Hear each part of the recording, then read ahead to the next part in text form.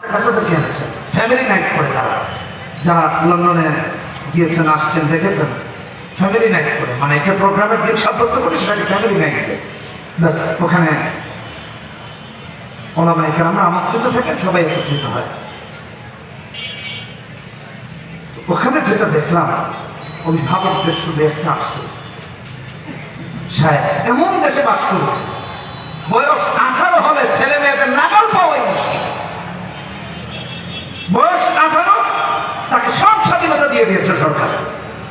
বাবা মার কথা শোনার তার টাইম নেই, আপনি কথা বলবেন আপনার বিরুদ্ধে অভিযোগ করে চলছে, আর যদি তারও আগে করে তাহলে বাচ্চাদেরকে নিয়ে যায়।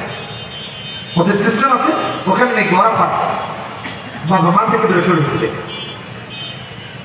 আমরা পর্যালোচনা করতেছিলাম যে দেখেন সন্তানকে যদি কোরআন না শিক্ষা দেন তাহলে এই অন্ধকার সমাজ থেকে মুক্তির কোনো উপায় নাই। আমি একটা দৃষ্টান্ত দিই, সেখানে যে কথাগুলো বলেছিলাম, ধরুন আপনি একটা ছেলে একটা মেয়েকে পাললেন 18 বছর পর্যন্ত, আপনি 18 বছর তার দেখাশোনা করলেন।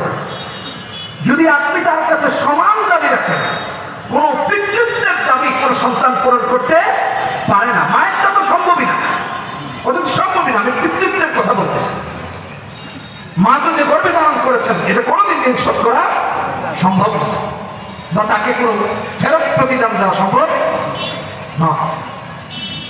আমি শুধু পিতৃত্বের কথা বলতেছি, এটাও দেওয়া সম্ভব না। তারপরেও ধরেন সে আপনার সেবা করতে যদি হয় তাহলে কমপক্ষে 18 বছর তো করতে হবে। যে বাবা মা তো 18 বছর পাচ্ছে, তাহলে তাদেরকে আগে 18 বছর পান। এই প্রতিদান কোথায়? পশ্চিমা সভ্যতা আপনাকে আমাকে প্রতিটা ক্ষেত্রে ধোঁকায় ফেলে দিয়েছে স্বাধীনতার নামে।